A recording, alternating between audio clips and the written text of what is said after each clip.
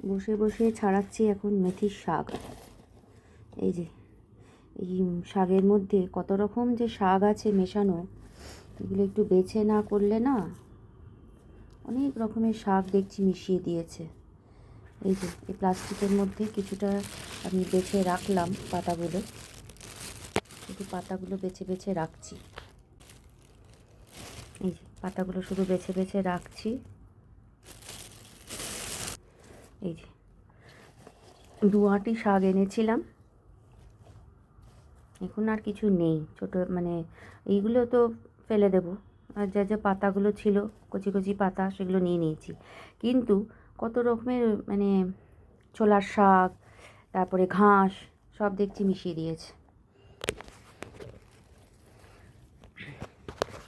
তো সেই জন্য এগুলোকে বাছতেই হবে।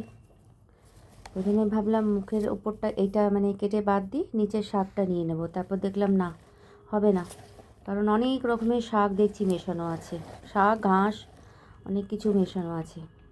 তাই এগুলো মোটামুটি করে বেছে নিয়ে এই পলিথিনে করে আমি রেখে দিচ্ছি। এই যে এবার এটাতে মেথির শাকের পরোটাও বানাতে পারি, বা আলু মেথি বানাতে পারি, সেটাই শেয়ার করে দিলাম আপনাদের সাথে। আর এই টাইমটাতে না, এই ধরুন এখন কটা বাজে, 6:30 6:45 বাজে, চাও খাই আর এই সব কাজগুলো আমি করে রাখি। তাহলে সকালে না এত কম সময় কাজগুলো হতে পারে না ঠিক মতো টাইমলি। চলুন, টাটা।